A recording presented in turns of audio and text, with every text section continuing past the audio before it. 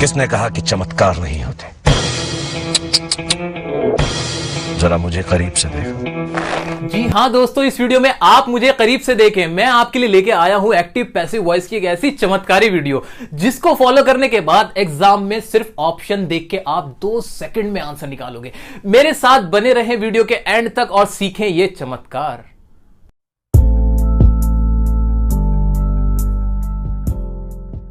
दोस्तों, active passive voice करने के लिए आपका टेंसेस का आना बहुत जरूरी है। अगर आपको टेंसेस आते हैं तो बहुत अच्छी बात है, अगर नहीं भी आते तो कोई बात नहीं। हमने आपके लिए टेंसेस की एक वीडियो बना रखी है जिसमें हमने 2 महीने का कोर्स मात्र 2 घंटे में करा रखा है। तो वहां जाके आप डियर सर के स्टाइल में टेंसेस को सीख सकते हैं। अब हम आते हैं एक्टिव पैसिव पे। पहले हम देखेंगे उसका कॉन्सेप्ट और कॉन्सेप्ट के बाद देखेंगे शॉर्ट ट्रिक। हाँ, जो शॉर्ट ट्रिक हम देखेंगे और उसको करने के बाद आप एग्जाम में ऑप्शन को देख के सही करने वाले हो। जी हाँ, ऑप्शन देखते ही सही आंसर लिखने वाले हो। तो जल्दी से देख लेते हैं कॉन्सेप्ट। आइए, कॉन्सेप्ट क्या है एक्टिव पैसिव वॉइस का? तो एक्टिव पैसिव वॉइस को समझने के लिए हमें पहले समझना पड़ेगा सेंटेंस को। भाई, सेंटेंस 3 चीजों से मिलकर बनता है। एक होता है हमारा सब्जेक्ट, एक होती है हमारी वर्ब और एक होता है हमारा ऑब्जेक्ट। यही तो होता है, ठीक है। ये 3 चीजें होती हैं। सब्जेक्ट कौन हो गया? जो काम करता है। ऑब्जेक्ट कौन हो गया? जिसके ऊपर काम किया जाता है। और वर्ब जो भी हमारी क्रिया हो रही होती है, जो भी हमारा काम हो रहा होता है। अब तक जो भी आप पढ़ के आए हो ना, जो भी आप पढ़ते हो, उन सबके अंदर आप सब्जेक्ट पे फोकस करते हो कि काम जो कर रहा है वो पहले आता है। ऐसा ही तो होता है। फॉर एग्जाम्पल, मैंने आपसे कहा कि मैं साइकिल चलाता हूं। मैंने ये सेंटेंस लिखा, इसके अंदर काम कौन कर रहा है? मैं तो हो गया मेरा सब्जेक्ट। और काम हो क्या रहा है? चलाने का साइकिल को, तो ये हो गई हमारी वर्ब। और ऑब्जेक्ट किसको चलाया जा रहा है? साइकिल को, तो ये हो गया हमारा ऑब्जेक्ट। इसको ऐसे ही तो पढ़ते हो। लेकिन अब आपसे एक सवाल अगर मैं करूं, क्या सवाल? कि आपके कितने कान होते हैं? जी हाँ, आपके कितने कान हैं? 2 कान होते हैं। अच्छा, 2 क्यों होते हैं? 2 कान हमारे इसलिए होते हैं ताकि हम कान को चाहे इधर से पकड़ें या इधर से, बात एक ही रहेगी। जी हाँ, इसी तरह का कॉन्सेप्ट ही है एक्टिव पैसिव वॉइस का। हम जो भी बात कह रहे हैं उसको चाहे हम एक्टिव में कहें या पैसिव में, बात एक ही रहेगी। अब इस सेंटेंस को देखो इस तरह से, मैं साइकिल चलाता हूं। ये बात हुई कि मैं साइकिल चला रहा हूं, यानी चलाने वाला मैं और साइकिल को मैं चला रहा हूं। अगर मैं इसको कहने लगूं कि साइकिल को चलाया जाता है मेरे द्वारा, साइकिल को चलाया जाता है मेरे द्वारा। अब मैंने इसको अगर ऐसे बोला तो क्या गलत हो गया? क्या सेंटेंस बदल गया? नहीं, बिल्कुल नहीं बदला। सेंटेंस वही रहा दोस्तों। बस इसमें फर्क क्या हो गया? मेरा कहने का तरीका बदल गया। कान मैंने इधर से नहीं पकड़ा, इस बार इधर से पकड़ लिया। तो यानी मैं कह सकता हूं कि पैसिव वॉइस में हम क्या करते हैं, जो हमारा ऑब्जेक्ट होता है वो पहले आ जाता है, जो हमारा सब्जेक्ट होता है वो बाद में आ जाता है। अगर मैं इस स्ट्रक्चर की बात करूं तो ये ऑब्जेक्ट होगा, ये आएगा पहले, ये जो सब्जेक्ट होगा ये जाएगा लास्ट में, वर्ब अपनी जगह खड़ी रहेगी। लेकिन पैसिव वॉइस में हमेशा वर्ब की फॉर्म होगी थर्ड। जी हां, वर्ब के आप लगा देना थर्ड फॉर्म। कोई भी पैसिव वॉइस बनाओ, पैसिव वॉइस की पहचान ही ये है। लो, पहली ट्रिक तो यहीं पर क्लियर हो गई। क्या? कि वर्ब की हमारी फॉर्म जो होगी वो होगी थर्ड। पैसिव वॉइस के अंदर थर्ड फॉर्म इस्तेमाल होती है, ठीक है। तो ये रहा कॉन्सेप्ट। तो यहां पर हमारा आ गया ऑब्जेक्ट, यहां आ गई हमारी वर्ब और यहां आ गया हमारा सब्जेक्ट। उल्टा हो गया और कुछ नहीं हुआ। तो ये तो हमारा मोटा मोटा कॉन्सेप्ट के पैसिव वॉइस होती क्या है। कुछ भी नहीं होती पैसिव वॉइस, बस बात कहने का तरीका अलग होता है। इसके अंदर ऑब्जेक्ट पहले आ जाता है। तो अब हम एग्जाम्पल देख सकते हैं। जैसे मैंने आपसे कहा, मैं एक खत लिखता हूं। यहां पर सेंटेंस था, मैं एक खत लिखता हूं। खत लिखने वाला कौन? मैं। लिखा क्या जा रहा है? खत, यानी वो हुआ ऑब्जेक्ट। मैं इसको कह सकता हूं, एक खत लिखा जाता है मेरे द्वारा। तो ये क्या हो गई? हमारी पैसिव वॉइस। ऐसे ही मैं कह सकता हूं कि हम खाना खा रहे हैं, और पैसिव क्या बनेगी इसकी? खाना खाया जा रहा है हमारे द्वारा। मैं आपको पढ़ा रहा हूं, और इसकी पैसिव वॉइस क्या हो जाएगी? कि आपको पढ़ाया जा रहा है मेरे द्वारा। ठीक है, तो सब ये हमने क्या करा, एक्टिव पैसिव को इसको हम चेंज करते गए। ये तो थी हिंदी की बात। अब आ जाते हैं हम अपने एग्जाम के अंदर। एग्जाम में आपको एक एक्टिव का सेंटेंस होगा, उसको कहा होगा कि इसको पैसिव में बदल दो। तो कैसे करोगे उसकी ट्रिक अब हम देखेंगे। दोस्तों, जैसा कि मैंने आपको बताया है कि पैसिव वॉइस के अंदर वर्ब की थर्ड फॉर्म इस्तेमाल होगी। कोई सा भी पैसिव वॉइस होगा, फॉर्म आएगी थर्ड। तो ये तो दिमाग में रख लेना, भूलना मत बिल्कुल भी। अब आओ देखते हैं हमारी पहली ट्रिक। पहली ट्रिक क्या है कि कहीं भी अगर कंटिन्यूअस टेंस हो, कंटिन्यूअस टेंस कोई भी होगा, यानी उसकी मेन वर्ब की फर्स्ट फॉर्म के साथ आईएनजी आ रही होगी, ये तो होता है मेन वर्ब की फर्स्ट फॉर्म के साथ आईएनजी आ रही होती है, बिल्कुल क्लियर है। हाँ, कंटिन्यूस किसी का भी हो, जहां भी काम चल रहा होता है उसमें मेन वर्ब की फर्स्ट फॉर्म होती है और आईएनजी आ जाता है। जैसे कम होगा तो कम का कमिंग हो जाएगा, मेक का मेकिंग हो जाएगा, प्ले का प्लेइंग हो जाएगा, ऐसा होता है। अब जब इस तरह के सेंटेंस की पैसिव वॉइस आए, इस तरह के सेंटेंस की पैसिव वॉइस आप करने जा रहे हो, तो उसको बनाने का तरीका सुनो। उसको बनाने का तरीका यह होगा कि उसके अंदर बीइंग आ रहा होगा। क्या आ रहा होगा? BEING, being. ये वर्ड उसमें लिखा हुआ होगा। किसी का भी कंटिन्यूअस टेंस होगा उसमें फिर जो पैसिव होगी वो बीइंग में जरूर होगा। बीइंग कब आएगा? बीइंग तब आएगा जैसे अगर ये प्रेजेंट का कंटिन्यूअस है, इज एम आर के साथ यहां पे लगा हुआ था इज एम आर, तो इज एम आर के बाद बीइंग आ जाएगा। अगर ये पास्ट कंटिन्यूअस की थी तो वाज वर्ब के साथ बीइंग आ जाएगा, लेकिन ये बीइंग जरूर आएगा। अच्छा, वर्ब की कौन सी फॉर्म आएगी? हाँ, वर्ब की तो थर्ड फॉर्म ही आएगी, तो वो तो सोचने वाली बात ही नहीं है। हमें बस ये वर्ड याद रखना है कि अगर कंटिन्यूअस का एक्टिव वॉइस है और पैसिव वॉइस का हम ऑप्शन ढूंढ रहे हैं, तो हम वो वाला ऑप्शन देखेंगे जिसमें बीइंग आ रहा है और उसको करेक्ट कर देंगे। आंसर मिल गया आपको सही और आपको मार्क्स मिल गए। आओ चलो एग्जाम्पल देखो, जल्दी से आ जाते हैं, एग्जाम्पल देखते हैं।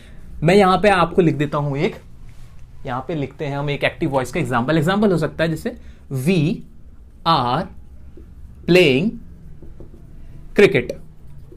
इसका मतलब क्या हो गया कि हम क्रिकेट खेल रहे हैं, हम क्रिकेट खेल रहे हैं और मैंने देखा यहां पे आर प्लेइंग यानी ये प्रेजेंट कंटिन्यूअस क्या है, रूल क्या है, ट्रिक क्या है? ट्रिक ये है कि हमें बीइंग लगा हुआ मिलेगा। अब इसका ऑप्शन क्या हो सकता है? इसका ऑप्शन आपको कैसे मिलेगा? We are playing cricket, object पहले है, cricket is played by us। एक ऑप्शन क्या हो सकता है? Cricket was played by us।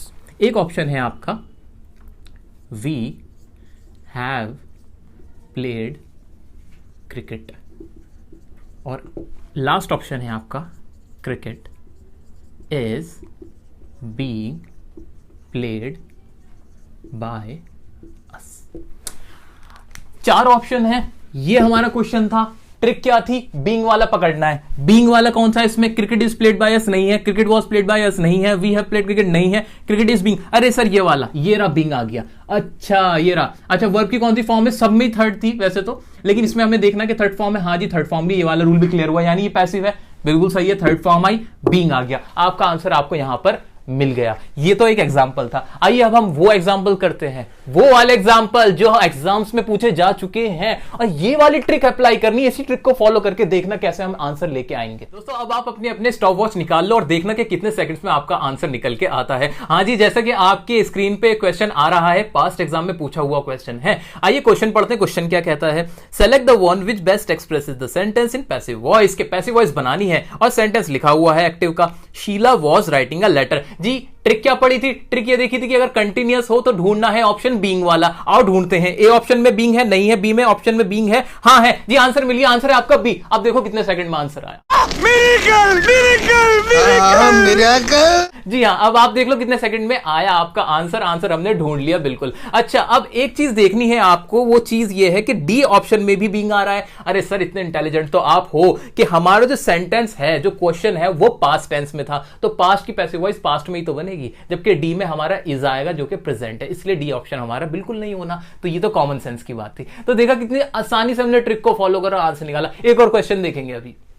एक क्वेश्चन ये आया हुआ है कि समवन इज फॉलोइंग अस, और इसकी पैसिव वॉइस बनानी है। ट्रिक क्या है? इज फॉलोइंग, समझ में आ गया, प्रेजेंट कंटिन्यूअस है। क्या ढूंढना है? बीइंग ढूंढना है। बीइंग ढूंढो। ए ऑप्शन में बीइंग है नहीं है, बी में बीइंग है हाँ है, लेकिन सी में भी तो बीइंग है, लेकिन आपको जैसे पता है वो पास्ट है, वर लगा हुआ है, तो आंसर आ जाएगा बी, बिल्कुल कॉन्फिडेंस के साथ आएगा। अच्छा एक चीज और समझ लो दोस्तों, क्या कि जो आंसर है वी बन गया, अस का वी बन गया, वो ऐसे बन गया कि जो हमारा ऑब्जेक्ट था वो सब्जेक्ट हो जाता है हमारे पैसिव वॉइस बनाते हुए, तो सब्जेक्टिव केस लग गया, अस का वी बन गया, आप जानते ही हो, और समवन का समवन ही रहा, क्योंकि समवन का कोई प्रोनाउन तो है नहीं जो चेंज हो जाता। ठीक है, तो ये हमारा बी आया। अब अगला क्वेश्चन देखते हैं। अगला क्वेश्चन है हमारा, where were they playing the cricket match. Sir ये तो डिफरेंट क्वेश्चन है, ये कैसे करूं, आपने बताया नहीं। अरे बताया तो है, ट्रिक वही तो है। ट्रिक क्या है? कुछ भी नहीं, इज प्लेइंग हो, वॉज प्लेइंग हो, कुछ भी हो, कंटिन्यूअस होना चाहिए। आपको तो बीइंग ढूंढना है, बीइंग ढूंढो ना। इसके अंदर बीइंग कहां है? बीइंग है, ए ऑप्शन में बीइंग है नहीं है, बी में है नहीं है, सी में है नहीं है, डी में है। भाई डी पकड़ लो, डी इसका आंसर हो जाएगा, कुछ सोचना ही नहीं।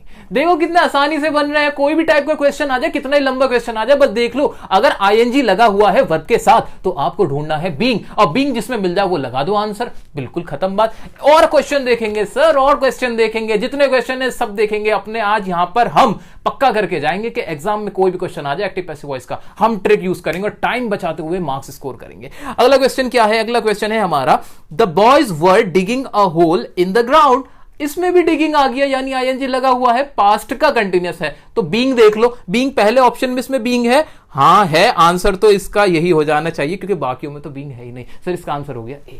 अब लगा लो, आप सेकंड्स काउंट करो ना, कितना टाइम लगा आपको इतने सारे क्वेश्चन करने में। सर कोई टाइम नहीं लगना, इसी तरह हमने इस ट्रिक को फॉलो किया और सारे आंसर को निकाल लिया। अच्छा, अब एक और क्वेश्चन है, थोड़ा और टिपिकल क्वेश्चन देख लेते हैं, देखते क्या हम उसमें फंसते हैं। जी बिल्कुल नहीं फंसेंगे वैसे तो।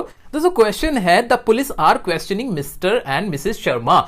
तो ये भी कंटिन्यूअस था। बीइंग वाला ढूंढो ना इसके अंदर, बीइंग वाला। ए में बीइंग है, नहीं है। बी में बीइंग है, नहीं है। सी में बीइंग है, नहीं है। डी में बीइंग है, यही आंसर है। बिल्कुल हमने इसको भी कर लिया, बिल्कुल नहीं फंसे सर। कितने ही टाइप के क्वेश्चन दे दो, आ जाओ मैदान में और हमें क्वेश्चन दे दो, हम तो करेक्ट आंसर ही करके आएंगे। तो हमने ये देखे थी पहली ट्रिक और उसके ऊपर बेस्ड क्वेश्चन जो हमने सक्सेसफुली बना दिए। अगर वीडियो समझ में आ रही है, मजा आ रहा है, तो प्लीज इसको लाइक करना ना भूलें। अब आते हैं हमारी दूसरी ट्रिक की तरफ। जी हां, एक और गोल्डन ट्रिक हम फॉलो करेंगे और अपने आंसर बनाएंगे। दोस्तों अब हम बढ़ते हैं हमारी दूसरी ट्रिक की तरफ। जी हां, बिल्कुल कंसंट्रेशन बना के रखना क्योंकि यही ट्रिक आपको एग्जाम में मार्क्स दिलाने वाले हैं और आपका टाइम बचाने वाले हैं। दूसरी ट्रिक क्या है और समझो।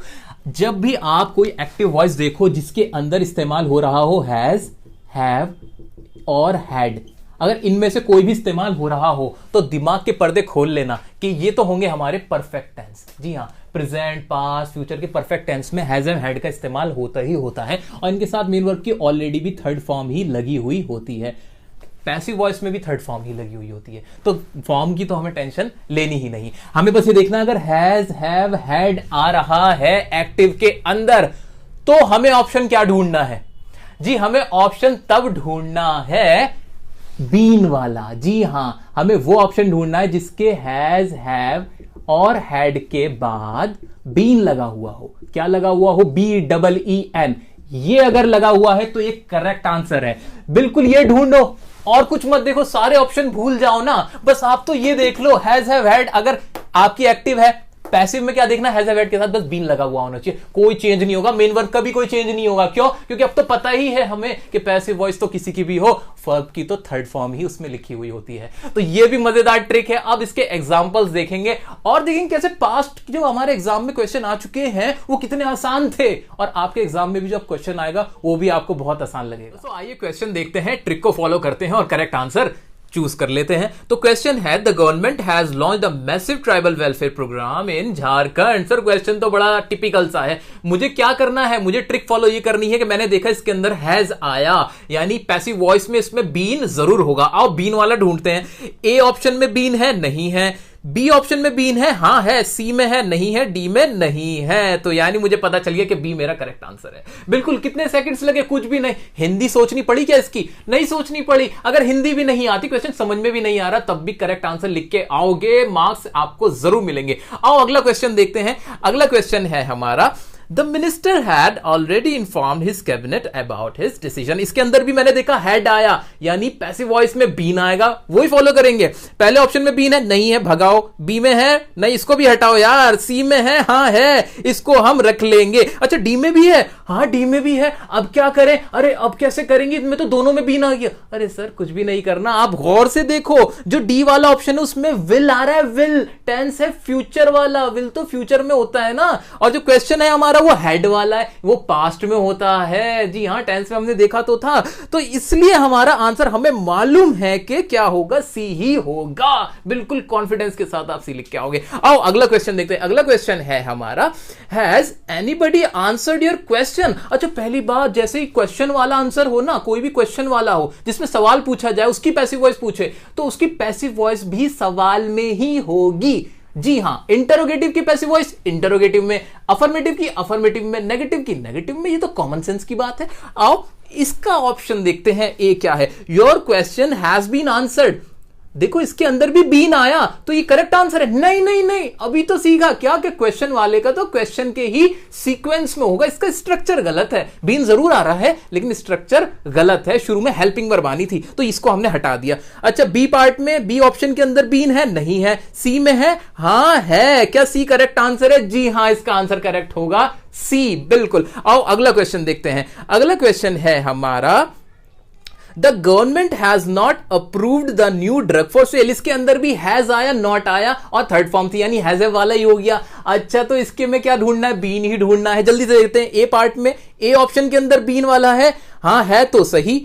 और बी में है क्या? बी में भी है। अच्छा सी में है क्या? सी में भी है। अच्छा डी में, बस डी में नहीं, इसमें तो तीनों में बीन आ गया। अब इसको कैसे करें? अरे ट्रिक तो पता है, बीन आना है ठीक है, लेकिन हमने एक बात क्या पढ़ रखी है? हमने पढ़ रखा है कि सब्जेक्ट का ऑब्जेक्ट हो जाता है और ऑब्जेक्ट का सब्जेक्ट हो जाता है। अच्छा इसके अंदर ऑब्जेक्ट क्या है? इसके अंदर ऑब्जेक्ट होता है पूरा कि हमारा है the new drug for sale, हमारा क्या है? इसके अंदर ऑब्जेक्ट है यानी वो शुरू में आना था, लेकिन पहले ऑप्शन में मैं देख रहा हूं कि उसके अंदर तो सब्जेक्ट का सब्जेक्ट ही शुरू में रखा है, ये तो गलत हो गया। अच्छा सी में क्या रखा है? क्या कर रखा है? सी में भी कुछ अलग ही कर रखा है, यानी अगर जो करेक्ट आंसर है मेरा वो कहीं ना कहीं तो बी ही है। बी में पूरा प्योर हमारा ऑब्जेक्ट शुरू में आ रहा है और बीन का भी इस्तेमाल हो रहा है, यानी मेरा करेक्ट आंसर हो गया बी। बिल्कुल घबराने की कोई जरूरत नहीं है, कॉमन सेंस लगाओ गाइस, कॉमन सेंस, ट्रिक को फॉलो करो और मार्क्स लेके आओ। दोस्तों आइए एक और क्वेश्चन देखते हैं और ये थोड़ा डिफरेंट टाइप का क्वेश्चन है, लेकिन ट्रिक तो हमारी वही रहेगी। हाँ जी, ट्रिक ये रहेगी कि हैज हैव था तो बीन ढूंढेंगे। अच्छा अगर मैं आपसे कहूं कि पैसिव वॉइस में तो हैज हैव था तो बीन ढूंढा था,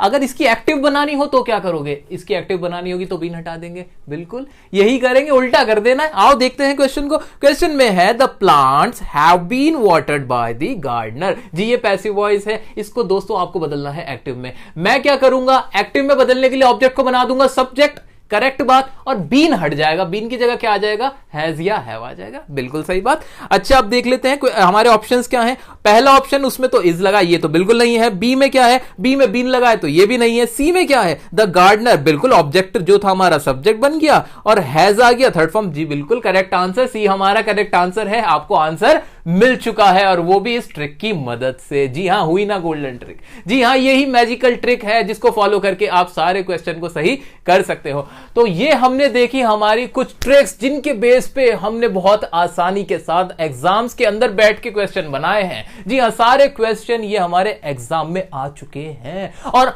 बिल्कुल बिल्कुल 100% चांस है, कोई शक की बात नहीं कि ऐसे ही क्वेश्चन बस थोड़ा बहुत चेंज होने वाला है, आपके एग्जाम में भी आएंगे और आप ये ट्रिक फॉलो करके बिल्कुल सही लिख के आने वाले हो। वीडियो आपको पसंद आई हो तो शेयर कर दे सारे में, कहीं भी कोई कंजूसी ना करे। वीडियो को लाइक कीजिए अगर आपको वीडियो पसंद आई। चैनल को अगर सब्सक्राइब नहीं किया है तो क्यों नहीं किया है दोस्तों, जल्दी से सब्सक्राइब कीजिए और हमारी आने वाली वीडियोस के साथ भी आपको ऐसे ही जुड़े रहना है और हमें सपोर्ट करते रहिए। Thank you.